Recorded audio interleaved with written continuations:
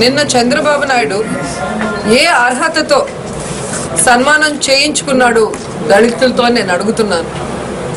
చేసిన వాళ్ళ అమాయకులు, వాళ్ళు చేసినా కూడా చేయించుకోవడానికి ముఖ్యమంత్రికి బుద్ధి లేదా అని ప్రశ్నిస్తున్నాను. ఎందుకంటే ఎవరైనా ఎస్సీల్లో పుడతారని ఎస్సీల్ని అవమానించిన చంద్రబాబు నాయుడు ఏ మొహం పెట్టుకొని ఈరోజు సన్మానం చేయించుకుంటున్నాడు? ఈరోజు ఆయన అధికారంలోకి వచ్చి 2.5 సంవత్సరాలు అవుతుంది. దళితులకి ఒక ఇల్లైనా కట్టించాడా? ఒక సెంటు భూమైనా ఇచ్చాడా? మరి ఏ విధంగా వారితో సన్మానాలు చేయించుకుంటున్నారు? నిజంగా రాజశేఖర్ రెడ్డి గారు ఉన్నప్పుడు దళితుల హక్కును చేర్చుకొని అడిగిన వాళ్ళకి అడగని వాళ్ళకి కూడా ఇల్లు కట్టించడం, అలాగే ఎస్టీలకు చూస్తే సాగు చేసుకునే భూము వారికి ఏ విధంగా పట్టాలు ఇవ్వడానికి వాళ్ళకి రాసి ఇవ్వడం కూడా జరిగిందో మనం చూసాం. కానీ దురదృష్టం ఈరోజు మాచర్లకు వచ్చాం. ఇక్కడ తెలిసిన విషయం ఏంటంటే ఇక్కడ ఎస్సీ తాండాలు ఉన్నాయి, ఎస్సీ కాలనీస్ ఎక్కువగా ఉన్నాయి. ఇక్కడున్న ప్రజల నోటి దగ్గర ఉన్న రేషన్ బియ్యాన్ని కూడా లాగేసుకొని పోలీసు సహకారంతో పక్క రాష్ట్రానికి ఈ పార్టీ నాయకులు అంటే అధికార పార్టీ నాయకులు అమ్ముకుంటున్నారు అంటే ఎంత సిగ్గుచేటో మనం అర్థం చేసుకోవాల్సిన అవసరం కూడా ఉంది. అలాంటి వాళ్ళు నిజంగా ఈరోజు దళితులకు ఏదో న్యాయం చేసేస్తారు అంటే దళితులు నమ్మే పరిస్థితిలో లేరు.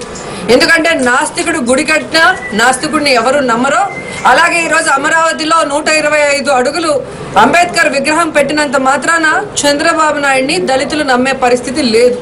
ఎందుకంటే చాలా చీత్కారంగా చులకన భావంగా ఎస్సీలో ఎవరైనా పుడతారా అన్న ఈ పెద్ద మనిషి, ఎస్సీలకి ఏమీ చేయని పెద్ద మనిషి, కనీసం రేషన్ బియ్యం కూడా వాళ్ళకి అందుబాటులోకి తీసుకురాని మనిషి, కనీసం డ్వాక్రా అక్క చెల్లెళ్ళు ఎక్కువగా వారే ఉన్నప్పటికీ అసలు వడ్డీతో మాఫీ చేస్తానన్న తన హామీని తుంగలో తొక్కి ఈరోజు ఆ పేద మహిళలందరినీ కూడా ఆయన ఏ విధంగా మోసం చేశాడో వారు ఎట్టి పరిస్థితుల్లో కూడా ఆయన నమ్మే పరిస్థితి లేదని కూడా ఈ సందర్భంగా తెలియజేసుకుంటున్నా.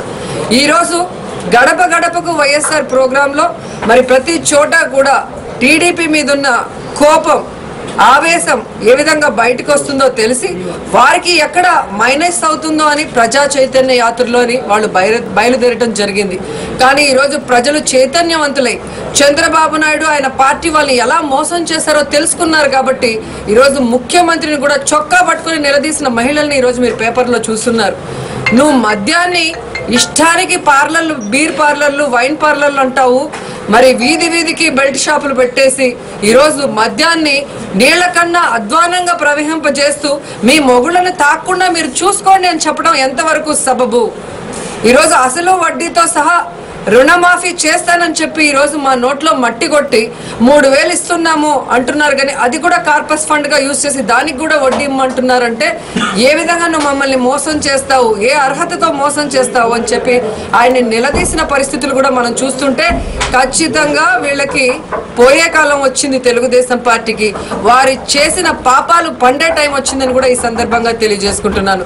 ఎందుకంటే ముఖ్యంగా తన కొడుకైన లోకేష్ ని ఏ విధంగా యువ చైతన్య యాత్రలు అని చెప్పి నెల్లూరులో కానీ అనంతపూర్లో కానీ చేయిస్తుంటే అక్కడ విద్యార్థులు లోకేష్ ని నిలదీసిన తీరు, అతను అమ్మాయిలతో మద్యం తాగి తిరిగిన ఫోటోల విషయం కానివ్వండి, రేవంత్ గారి అవినీతి విషయం ఓటు నోటు కేసు కానివ్వండి, అలాగే విద్యార్థుల జీవితానికి అమృతాన్ని ప్రసాదించే ప్రత్యేక హోదా విషయంలో లోకేష్ పట్టించుకుపోవడం విషయం గురించి ఆయన నిలదీసినప్పుడు ఎలా ఉక్కిరి బిక్కిరై ఊపిరాడకుండా పోయడం మనం చూసాం.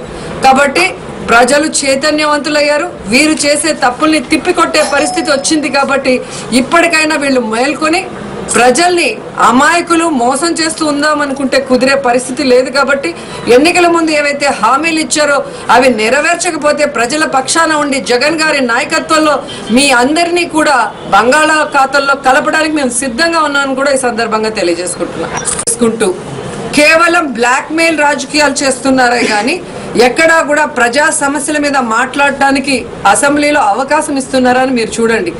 రైతు సమస్యల మీద కానివ్వండి, ఇతర సమస్యల మీద జగన్ గారు మాట్లాడుతుంటే మైక్ కట్ చేస్తారు.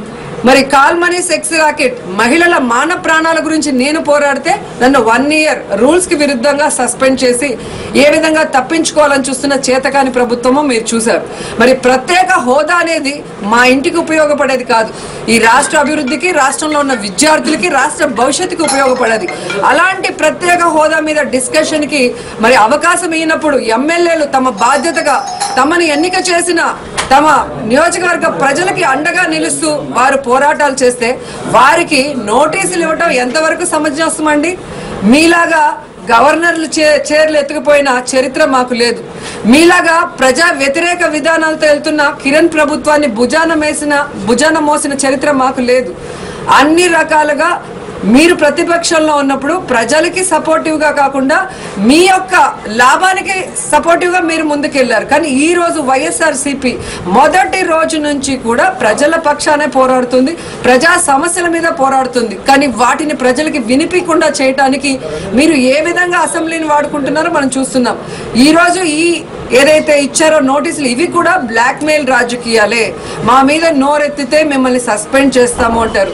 మమ్మల్ని సస్పెండ్ చేసినా కూడా మేము ప్రజాపక్షమే ఉంటాం, ప్రజా సమస్యల మీద గళం విప్పుతాం.